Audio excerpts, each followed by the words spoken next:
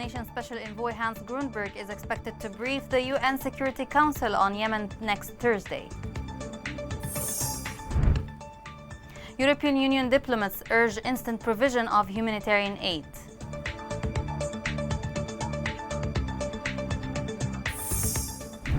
Sending a message of peace to the world, the joint forces replace Houthi mines with trees.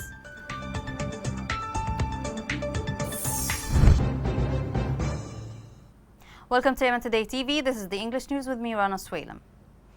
United Nations source confirmed that Hans Grundberg is expected to brief UN Security Council on Yemen next Thursday, the second time since his appointment to the post early last month.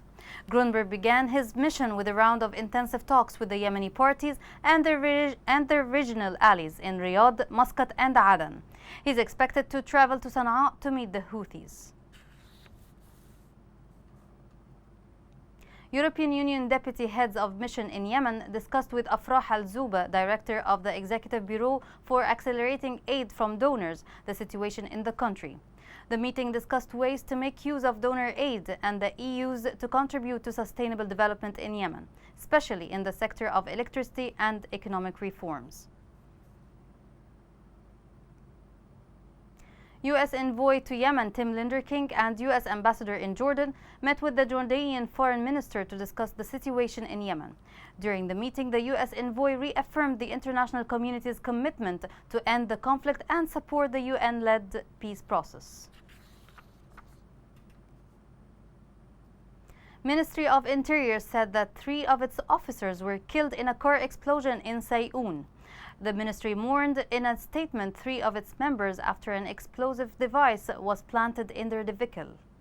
The explosion came a day after a similar operation in Aden, targeting the governor of Aden and the minister of agriculture, killing and wounding 12 people. Turning to Hodeidah, where the Houthi militia shelled residential neighborhoods in Al Tuhaita.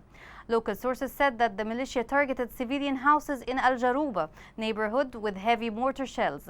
The sources confirmed that the Houthi targeting caused a state of fear and panic among civilians. The joint forces not only defend Houthis in the western coast of Tihama and protect civilians, but also sending a message of peace to the world by demining minefield areas and replacing them with trees. More on this story is in the following report. Joint Forces engineering team walked thoroughly to clear an internationally banned individual minefield that was planted by Houthi militia south of Hodeidah. Also, they planted 3 seedlings in their place to send the humanitarian messages to the United Nations and international organizations concerned with prosecuting whom they use these mines that are prohibited by the Ottawa Convention. The engineering team in charge of demining the recently discovered minefield south of Hais removed and dismantled dozens of mines, including 13 internationally banned mines and other anti-armor mines.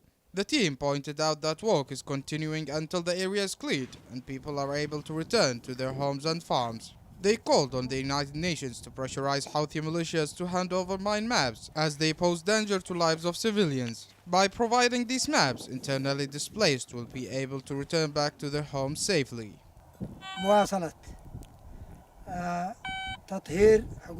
We continue to clear the minefields planned by the Houthi militia, which are among the most dangerous types of anti-personnel plastic mines and are internationally prohibited under the Ottawa Convention. We call on Security Council and the United Nations to put pressure on Houthi militia to hand over mine-laying maps to save citizens.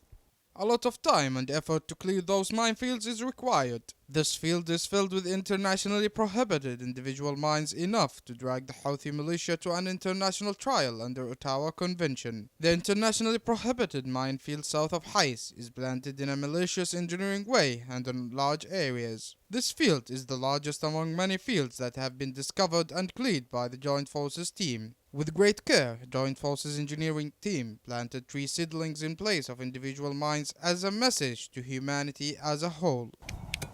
We are demining Houthi militia minefields and planting roses and trees instead to send humanitarian messages to the world. The Ottawa Convention prohibits the use of individual mines, their destruction, whether planted or stored, and the prosecution of those who use them. Last Wednesday, however, United Nations announced that number of mine victims in Yemen has reached more than 1,400 civilians since 2018. Human rights organizations estimate that there are more than 8,000 mine victims in Yemen, most of whom are women and children. Meanwhile, Houthi militia continues to plant mines in civilian areas without taking into consideration the consequences of this war crime act against humanity. Minister of Information Muammar al-Eryani made an urgent appeal to the international community to stop the genocide in Abdiyah. Al-Eryani said Abdiyah in Ma'rib is under a Houthi blockade for 3 weeks. According to the minister, Houthis have imposed a stifling siege on Abdiyah and prevent food and medical supplies in order to starve civilians. Fierce battles erupted in a number of fronts in Ma'rib within the past few hours. Sources said that government forces backed by tribes are fighting continuous battles against the Houthi militia south of Ma'rib, where the government forces broke several attacks by Houthis and inflicted losses in lives and equipment among them. On Al-Qasara front, west of Ma'rib, government forces and tribes launched an attack targeting Houthi positions, destroying equipment and recovering several weapons. Ma'rib is a strategic city in the Yemeni conflict. The oil-rich governorate may decide the future of the country in the coming weeks. The following report sheds light on the importance of Ma'rib. The war in Yemen has a decisive moment. This moment will be very clear with the battle in Ma'rib. Ma'rib is a city that is located to the center west of Yemen. It is about 170 kilometers east of the capital Sana'a. It has nearly 1 million of population, and its strategic importance lies within the oil wealth. In 1986, the government opened a refinery in Ma'rib which produced more than 10,000 barrels per day. The refinery was expanded to produce 25,000 barrels per day. Houthi militia is pushing ahead to seize this strategic governorate, as their campaign is to control oil and the land. For them, the fall of Ma'rib will deal a big blow to the government force that strive with those tribes supporting them to hold the Houthis back. The strategic location of this governorate affords it a specific importance that its fall will control the roads to the south, the west and the east. Ma'rib is last stronghold for the government. For this reason, fierce clashes continue day by day to fence off the Houthi advancements. Ma'rib is the gate of victory to the government forces too, which try to score a win with which it could change the game. The die-hard resistance will give the government forces a hope of securing the line between the west of the country and its east, and will keep Houthis within their limits, if even not pushing them back to their stronghold in the north. Forcing Houthis back and securing lines of command in Yemen may then give an opportunity to the resistance to secure the humanitarian aids to millions of Yemenis, and will slow the pace of displacement, especially in the city. Looking ahead, the whole world powers are observing the coming days to see how the situation in Ma'rib may develop and how by then the scene in Yemen as a whole will be shaped. Coming next. In their constant war against Yemenis, Houthi rebels kidnap the future of a complete generation of Yemeni children.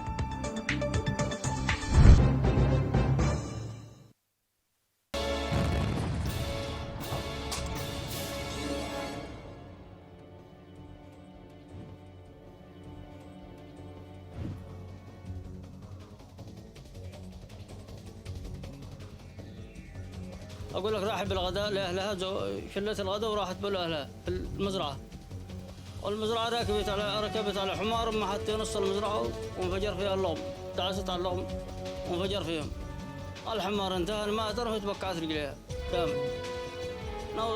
نغير منها نغير الشبالة اللي هي البنت سابها من دور رجليها اللي صافناها طبية أقرب طبية وصافناها لا هي بطلت رجليها كامل. قلت الزود هلي قابل لي لعام وطبعته تحت الزواية. صورت.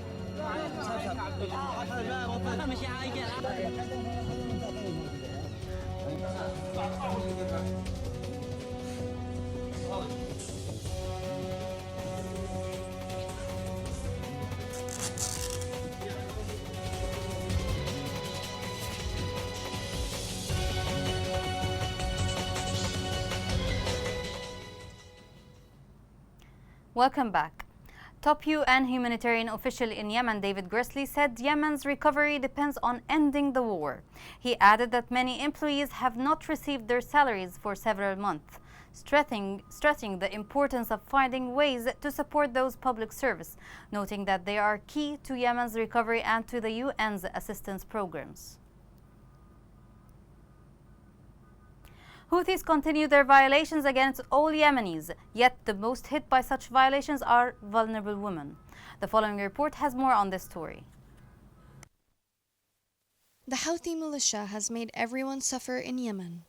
Women's access to health care in general is more limited than it is for men, and recent reports indicate that the situation is getting worse with women, often arriving at health facilities with life-threatening complications, including obstructed or prolonged labor too late to achieve no positive result. According to the United Nations International Migration and Global Health, the reasons for women's low access to health care are the general lack of financial resources. The high cost of medical care and operations are between $160 to $400. The lack of fuel that leads to increased transportation costs and roadblocks making other necessities more important over women's health for their place in the family and society. Delays in seeking health care also put women at risk of complications and other adverse health consequences.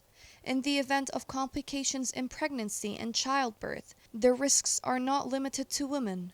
Rather, it extends to their children, who may be born with a compromised immune system or other conditions that affect their health and well-being. Reports also show that a number of women receiving vaccines against the coronavirus is much lower than men.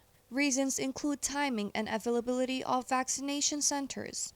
The centers are only open for 3 to 4 hours a day due to the high temperatures and lack of electricity. This leads to long lines and waiting times, making the process more difficult for women who are not used to spending long periods outside the home.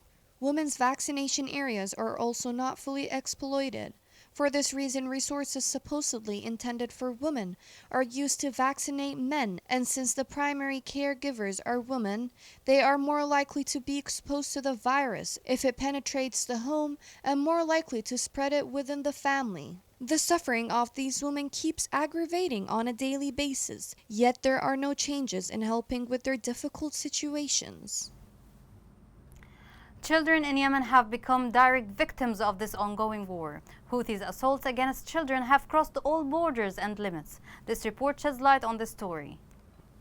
A simple scene summarizing the bitter reality of Yemen being kidnapped by the Irani-backed militia is just by looking at children. Yes, children of Yemen are the future of Yemen, and since the Irani-backed militia has recruited children on the battlefields and thrown them as war fuel and as human shields, they are gradually losing the way to the future.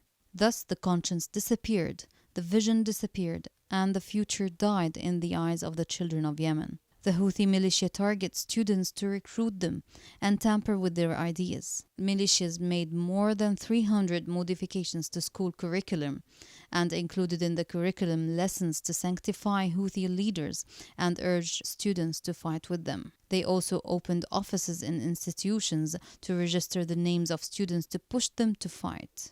Months after joining the summer centers organized by the Houthis in Yemen, a 15-year-old Samir told his family that he would join the battlefronts, despite his parents' refusal to finally receive him as a dead body at a time when recruitment campaigns continue, which doesn't exclude accusations of involvement in any of the parties to the conflict.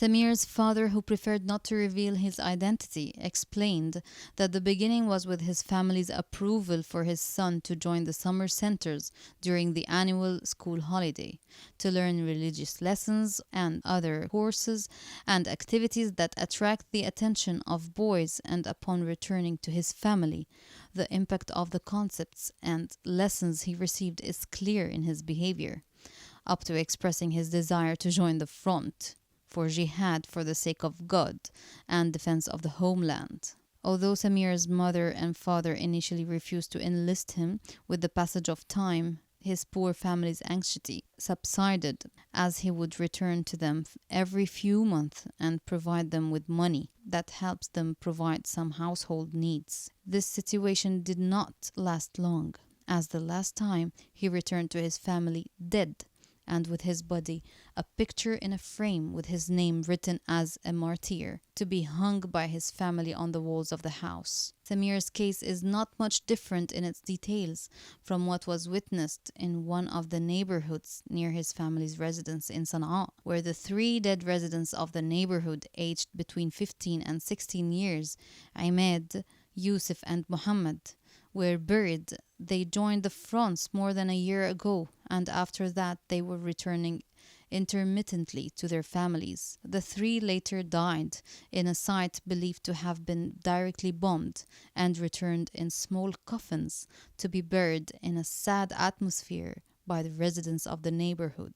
Those innocent children who were supposed to be playing or studying at school like many others at their same age, now they find themselves out of school with no future. Their innocence has been kidnapped from them, and instead of holding their bags or a ball to play with, they find themselves holding weapons instead and fighting their own friends and neighbors.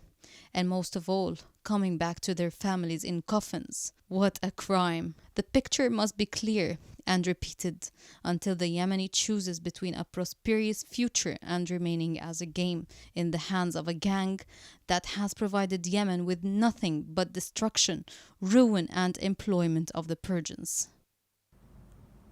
The National Committee Against Coronavirus announced 10 new cases of the COVID-19 in 3 governors. 7 cases were recorded in Hadramaut, 2 in Ma'rib and 1 in Al-Mahra. Also 5 deaths were recorded, plus 18 recovered cases. With the current updates, the total confirmed cases are 9,412, including 1,787 deaths and 5,984 cases of recovery. Here's a reminder of the main headlines. United Nations Special Envoy Hans Grunberg is expected to brief the UN Security Council on Yemen next Thursday. European Union diplomats urge instant provision of humanitarian aid.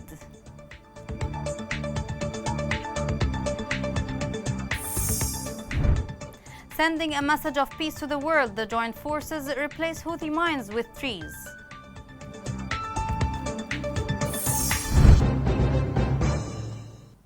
This is the end of the news. Thank you for watching. Have a great day.